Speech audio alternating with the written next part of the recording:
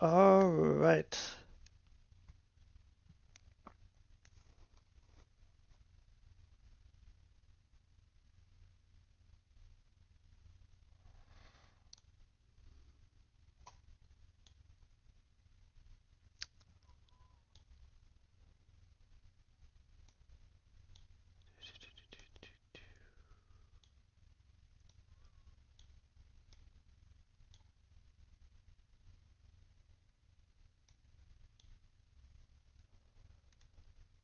All right.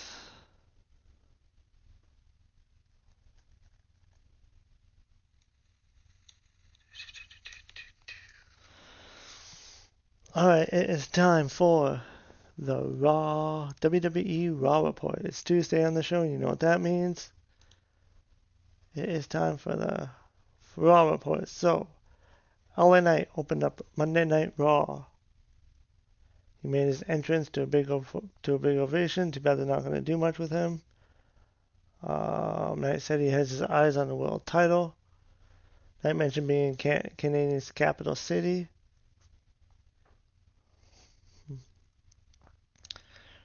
Knight mentioned that Reigns won on his own at WrestleMania and SummerSlam. Yeah, he keeps throwing his family at Knight to keep him away.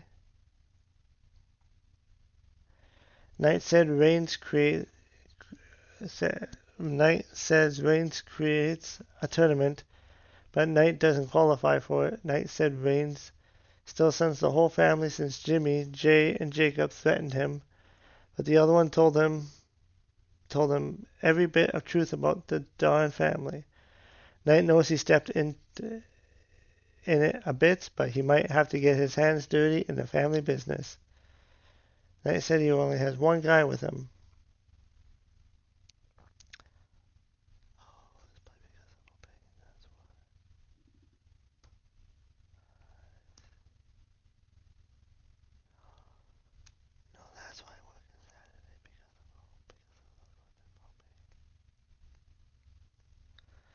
And then Solo appeared in the crowd and made his way towards the ring at some fans. Solo said, "Let me talk to ya." Solo thanked Knight for what he did last week. Solo said 1 or 2 years ago, who would have thought LA teaming with Solo against the Bloodline?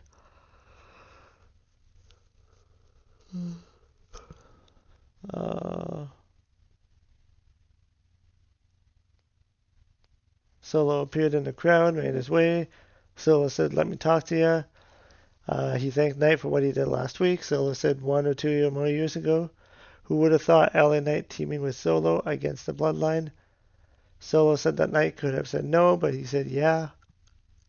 Knight stopped Solo from doing more lines, and Knight joked that was his warning shot, and Solo did his pew pew thing, and then the Usos come out. They're wearing the black ulafaba around their necks, since they are captains. Jimmy said it looks like they got funny guys in the ring. Jimmy wondered if Solo thought it would be funny to go against your own brothers and speak to the tribal chief. Jimmy told Solo he has consequences coming to him. Solo said, "This is your warning shot." So Solo sold it like doing the Matrix.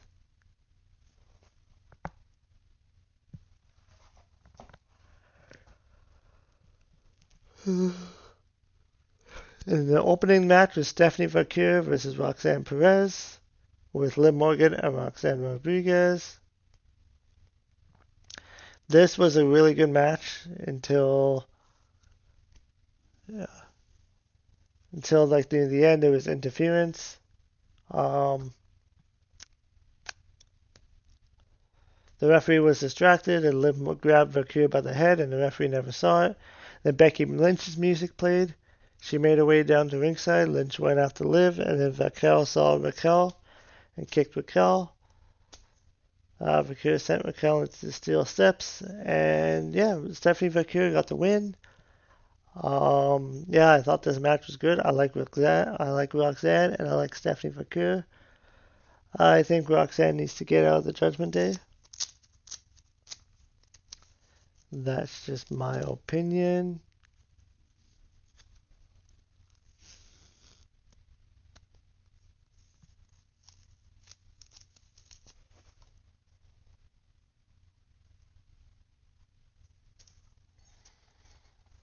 And then Rey Mysterio was backstage where he encouraged Rey Fenix the best of luck for his match tonight.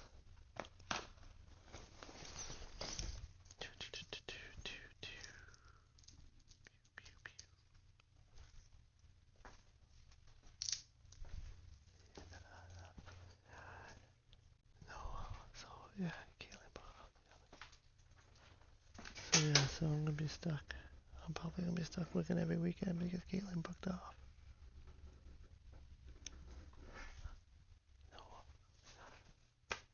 No, I mean I'm gonna be stuck.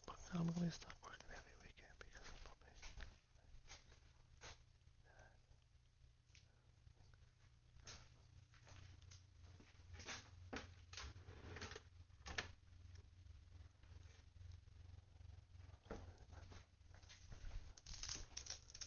I'm 10 foot tall.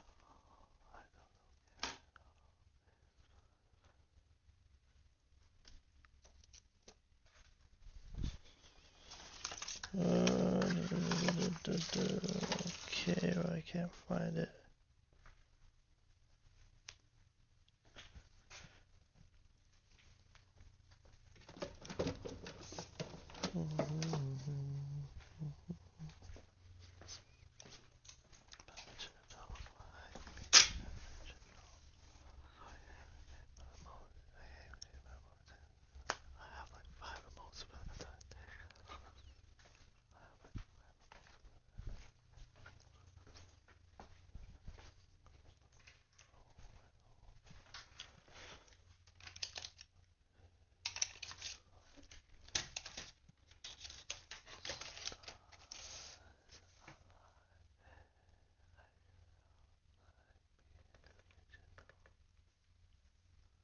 And then, so Rey Mysterio was backstage, who he encouraged Rey Fenix the best of luck for his tournament.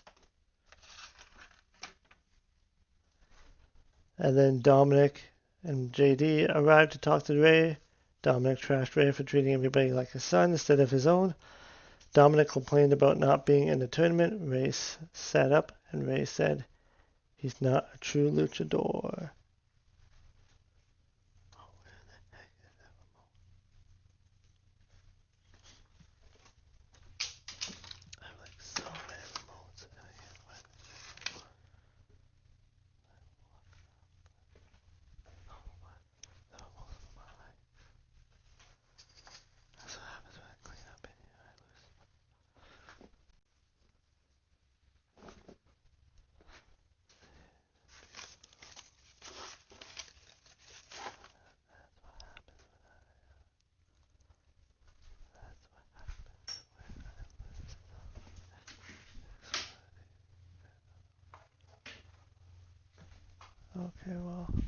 Okay, whatever. Okay, and then Javon Evans showed up and attacked Dominic and JD since they attacked him last week. Rey said that the young OG is in the mood and they left. And then it was Rey Fenix versus Dragon Lee. This match was an excellent match. They made this match went 13 minutes and they made the most of the time that they were given at a very fast pace. So, and Rey Fenix won, so that means after the match, Phoenix tapped Lee on the chest to say great job. Phoenix and Lee hugged. Phoenix put Lee's shoulder on. Then a video aired about Lola Vice dancing in the club and also training in MMA. The date is set for September 14th, which is the Mexico City show. And then next up was the Obafemi and Braun Breaker contract signing. This was really great. Braun Breaker was really good on the mic here. And Obafemi is also really good. So two future stars. And then they even teased Breaker going after Paul Heyman. This is really good. They went a lot of back and forth. You have to check this out. This will most likely be in my top 5 of the week. So So yeah, so stay tuned for that.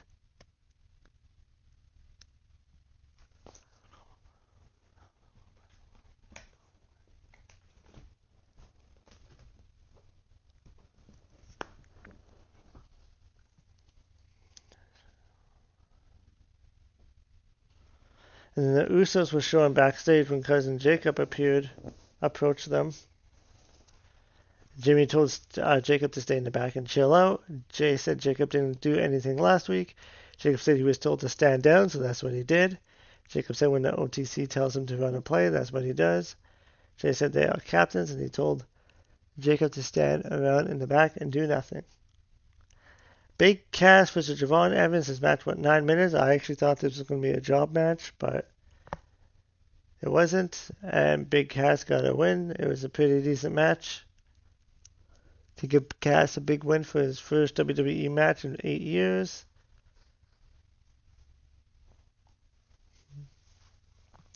Evans showed a lot of fire throughout the match and was exciting to watch as usual.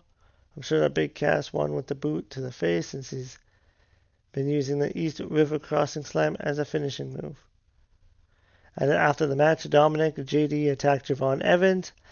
JD headbutted Evans. Dominic went on top and his frog flashed when nobody tried to help Javon. It makes Evans look weak. And yeah, there was nothing. Nobody. No sign of Rey Mysterio. No nothing. Sol Ruka was interviewed by Jackie Redmond, who mentioned that Sol is getting her rematch for the IC title next week. Ruka says she was so excited. Io came back randomly. She walked in saying she was excited. Lyra Valkyrie walked in to congratulate Ruka for the win. Lyra said that Raquel messed up Ruka and Lyra wanted the title match instead. Lyra tried to get a title match, but Ruka told her to earn it.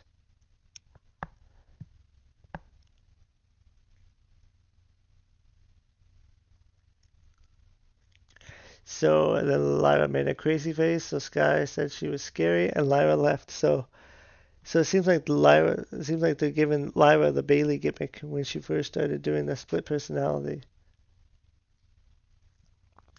So Penta versus Al Parker. This match was 10 minutes. It was a pretty decent match as well. These WWE seems to be having more matches now, less story. Matches are good, but I would like to have a story to them.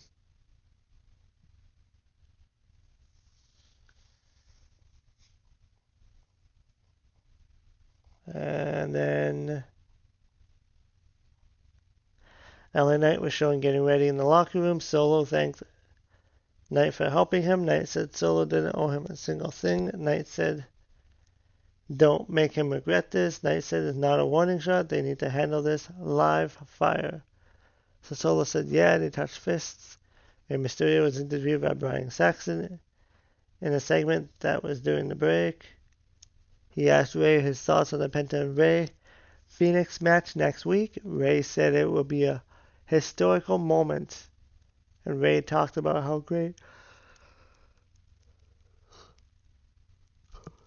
great it is to see Penta and Phoenix representing the country.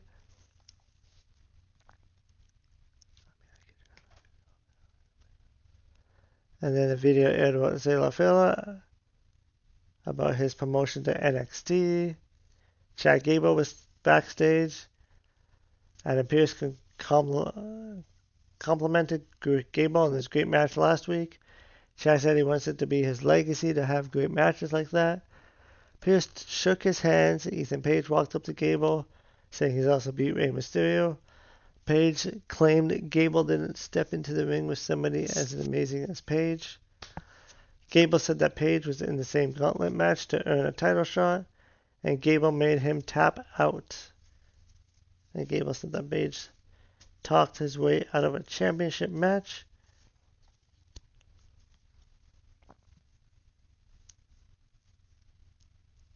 And Stephanie Vaquer was interviewed. Vaquer had a women's title match against Liv Morgan in 2 weeks. Jackie said in 2 weeks on Raw, Vaquer has a title match against Liv Morgan. Valkyria said that Liv and her two friends tried to take her down, but it didn't work. Valkyria said she doesn't need Becky's help, but she also thanked her and respects her. Valkyria said in 2 weeks she'll take her title back and she'll destroy the Judgment Day. It's main event time. LA Knight and Solo versus the Usos and Jimmy and Jay. This match went 10 minutes and ended in a no contest.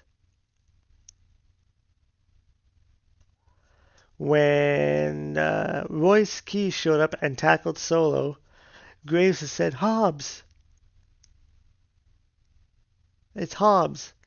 But then Michael Cole quickly said, "Oh no, it's Keys! It's Keys! It's Keys!" So clearly Corey Graves watches AEW. And then that led to OTM's Lusa Priest and Brock O'Neill going into the ring to attack Jimmy and Knight. So I guess Powerhouse Hobbs, Royce Keys are going to be in the trio stable.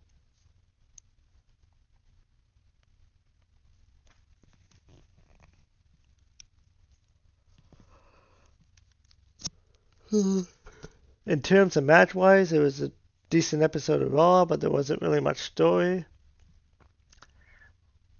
WWE usually has a lot of segments, but guess not today.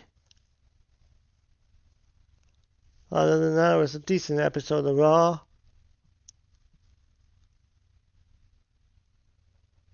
But yeah, I guess.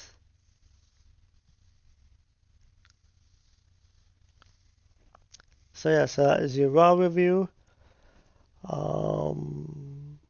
Might be back later today. If not, then for sure tomorrow. Until then, I'll see you then.